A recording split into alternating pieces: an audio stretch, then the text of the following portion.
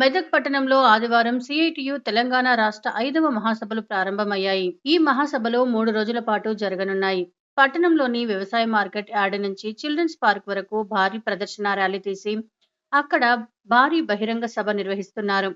ఈ సభకు CPM polit bureau సభ్యుడు ఉమ్మడి ఆంధ్రప్రదేశ్ రాష్ట్ర సిఐటియు పూర్వ ప్రధాన కార్యదర్శి బివి రాఘవులు, సిఐటియు అఖిల భారత అధ్యక్షురాలు కె హేమలత ముఖ్య అతిథులుగా హాజరయ్యారు. ఈ సందర్భంగా వారు మాట్లాడుతూ మేడేకు ప్రమాదం వచ్చిందన్నారు. ఆశలు అంగన్వాడీ కార్యకర్తలు వెట్టి చాకిరీ చేస్తున్నారని, మోడీ అధికారంలో ఉన్న కాలంలో కార్మికుల జీతాలు పెరగలేదు కానీ పెట్టుబడిదారుల ఆస్తులు పెరిగాయన్నారు. అదానీ అంబానీల ఆస్తులు 600% పెరిగాయి కానీ సంపద సృష్టించే కార్మికుల కనీస వేతనాలు కూడా పెరగలేదన్నారు. పరిశ్రమలు నడిపే శక్తి కార్మికులకు ఉందని, మన హక్కులను కాపాడుకోవాలని అన్నారు. ప్రజాస్వామ్యాన్ని, రాజ్యాంగంలో ఉన్న హక్కులను కాపాడుకోవాలన్నారు. రైతులు అనేక ఇబ్బందులు పడుతున్నారని, వారికి సిఐటియు అండగా ఉండాలని అన్నారు.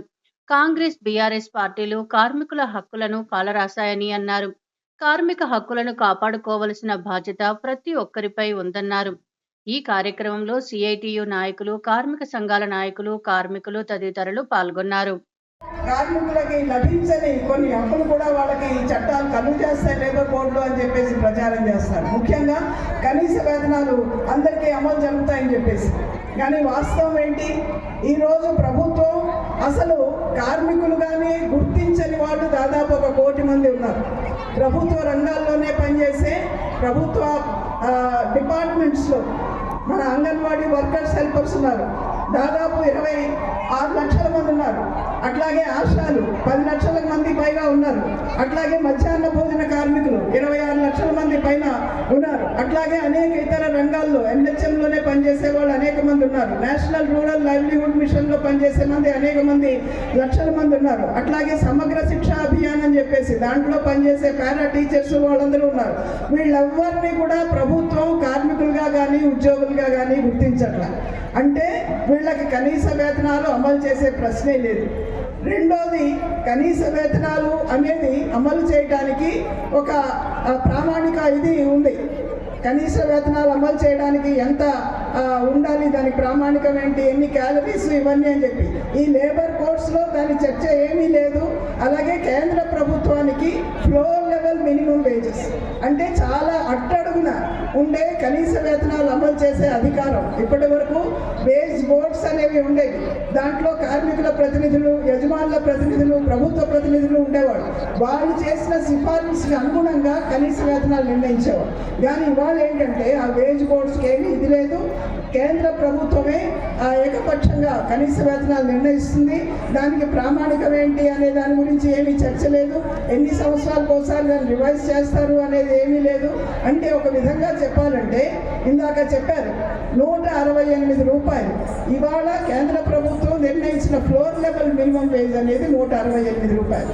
అనేక రాష్ట్రాల్లో దానికంటే చాలా ఎక్కువ కనీస వేతనాలు రాష్ట్ర ప్రభుత్వాలు నిర్ణయించారు. అంటే దీన్ని బట్టి ఏంటంటే ఈరోజు ఒక విధంగా రాష్ట్ర ప్రభుత్వాలకి తమ నిర్ణయించిన కనీస వేతనాలు ఇంకా తగ్గించే అవకాశాన్ని ఈ లేబర్ కోడ్లు అనేవి కల్పిస్తుంది. కాబట్టి ఇదంతా ఒక మోసపూరితమైన ప్రచారం కేంద్ర ప్రభుత్వం ఈరోజు చేస్తుంది. కార్మిక ఉద్యమం ఏ రకంగా ముందుకు పోవాలి, ఇప్పుడు మనం ఎదుర్కొంటున్న సవాళ్ళను ఎలా తిప్పికొట్టాలని చెప్పేసి అంశాలను ఇక్కడ చర్చించబోతున్నాం. ఈ సందర్భంలో మనం అర్థం చేసుకోవాల్సిన కొన్ని విషయాలను మీ దృష్టికి తీసుకొస్తాను. ఇప్పుడే హేమలత గారు చెప్పారు, మోడీ ప్రభుత్వం, బీజేపీ ప్రభుత్వం కార్మికుల హక్కుల కాలరాచే కార్మిక కోడ్లను తీసుకొచ్చిందని, కార్మిక చట్టాలను తీసుకొచ్చిందని. ఈ చట్టాలని, 4 చట్టాలని ఖచ్చితంగా అమలు జరపాలని రాష్ట్ర ప్రభుత్వాల మీద ఒత్తిడి చేస్తాం. ఈ 4 చట్టాలు కనుక అమలు జరిగితే రాబోయే కాలంలో కార్మిక హక్కులకి, కార్మికుల యొక్క రక్షణలకి, కార్మికుల యొక్క సౌకర్యాలకి ఎటువంటి ప్రమాదం రాబోతుందో అవి చెప్పారు. ఈ విషయం అనుకున్న మతలబ్ ఏంటో మనం అర్థం చేసుకోవాలి. ఎందుకు కేంద్రంలో మోడీ ప్రభుత్వం ఈ 4 లేబర్ కోడ్లు ఖచ్చితంగా అమలు వరకు తీరాల్సిందే అని ఇప్పుడు ఎందుకు పట్టుబడుతున్నారు? రాష్ట్ర ప్రభుత్వాన్ని ఎందుకు ఒత్తిడి చేస్తున్నారు? దీనికి ఎవరు కారణం అని చెప్పేసి మనం ఆలోచించాలి. కోట్లాది మంది కార్మికులు, శ్రామికులు ఈ 4 చట్టాలు కావాలి, ఆ చట్టాలు వస్తే మాకు జీతాలు పెరుగుతాయి, ఆ చట్టాలు వస్తే మాకు రక్షణలు పెరుగుతాయి, ఆ చట్టాలు వస్తే మాకు సెలవులు పెరుగుతాయి అని అడిగామని చెప్పేసి ఈ చట్టాలు తీసుకొచ్చారా? కాదు. ఈ చట్టాలు కావాలని కార్మికులు కాదు కోరిన యజమానులు. ఈ దేశంలో ఉండే పెద్ద పెద్ద కోటీశ్వరులు, ఇప్పుడు కోటీశ్వరులు కూడా కాదు, శతకోటీశ్వరులు కూడా కాదు, లక్షల కోట్లకు కలిగిన కోటీశ్వరులు ఎవరైతే ఉన్నారో అటువంటి వాళ్ళు ఈరోజు మోడీ ప్రభుత్వాన్ని అడిగారు. ఈ కార్మికులను అణిచివేయకపోతే, ఈ కార్మికుల యొక్క సమ్మె హక్కుని నాశనం చేయకపోతే, ఈ కార్మికులకు కనీస వేతనాలు నిర్ణయం చేసే హక్కును లేకుండా చేయకపోతే, అసలు కార్మికులు యూనియన్ పెట్టుకునే దానికి హక్కు లేకుండా చేయకపోతే మా లాభాలు నిలవడవు, మా ఆస్తులు పెరగవు, మా సంపద పెరగదు. అందుకని వాటన్నింటినీ బలహీనమైనా చేయండి, రద్దయినా చేయండి, లేకపోతే ఇప్పుడున్న హక్కులు ఏవైతే సాధించుకునే హక్కులు ఏవైతే ఉన్నాయో వాటన్నింటినీ పక్కన పెట్టండి అని చెప్పేసి ఒత్తిడి చేశారు. ఒత్తిడి చేస్తూనే ఉన్నారు గత 10-15 ఏళ్ళ నుంచి.